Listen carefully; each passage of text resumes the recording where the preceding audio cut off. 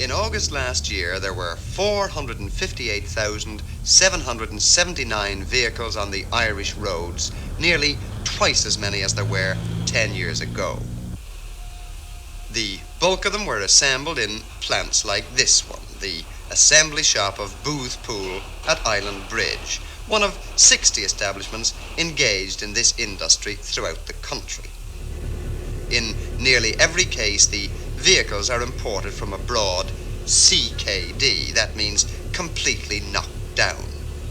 They're put together like some gigantic jigsaw puzzle: transmissions, big ends, boots, instrument panels, bodywork. For Ireland, car assembly is a comparatively new industry. Before 1932, cars were imported fully manufactured. As far as the ordinary motorist is concerned, the fact that they're brought in here in bits and pieces adds to the cost. Let no one tell you that motoring or buying a car in Ireland is cheap, though at one time it used to be. It's certainly dearer than in Britain or in Germany.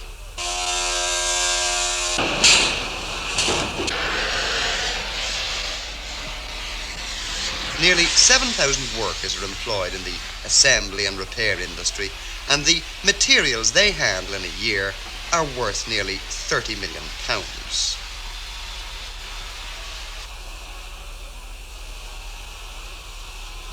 This isn't one of the biggest car assemblers. Ford's of Cork and the Volkswagen factory are far bigger, but it's pretty typical of an Irish plant. Each week, something like 50 vehicles, private and commercial, are turned out here.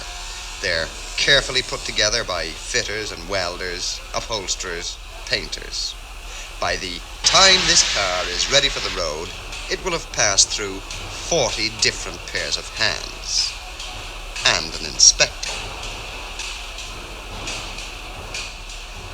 Lionel Booth, one of the partners in Booth Poole, has been in the motor assembly business most of his life, and naturally he defends the assemblers and their methods. You've got to remember that the modern motor car is a very complex piece of machinery, but unfortunately the blame for any fault always seems to get landed in the assembler's lap, even though it may be a purely mechanical fault which the assembler had nothing to do with. We don't assemble everything. We assemble the bodywork and the transmission, but the engine itself, the gearbox itself, the back axle itself comes in as a complete unit. But what about things like door handles falling off and doors not fitting and paintwork rusting? Surely that's the assembler's fault. That's exclusively the assembler's fault. Well, how does this happen? Human nature being what it is, people are always apt to overlook maybe an operation. A man may get blocked for a moment, he may get distracted, he may think he's tightened a nut and he hasn't. Now, if you could spend the time in testing and retesting every conceivable operation, there wouldn't be these faults, but the cost would go up. Yes. Is it good enough? Is the assembly good enough?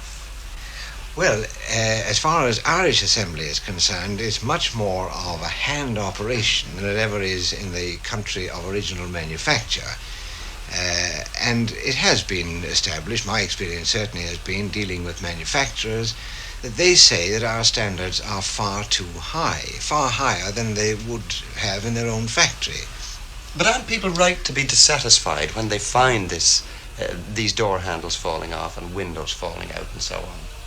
They are perfectly right, and our situation is that they make that very clear to us, because even though a car may be delivered to an owner in, say, Sligo or Kerry, if anything happens, the car is almost inevitably brought back to the assembler. Any time I went back to the assemblers, all I got was a domineering attitude. There seems to be a complacency about people seem to have to accept what they're given. They said that this is just one of these things that goes wrong with new cars. I wrote a letter to the export manager of the particular parent company and got a most ridiculous letter back. Assembler, solicitor, or anybody else done nothing for me. After a lot of blackguarding and that kind of thing, they will arrange to have the job done, but you have to make a bit of a bowsy of yourself to have it.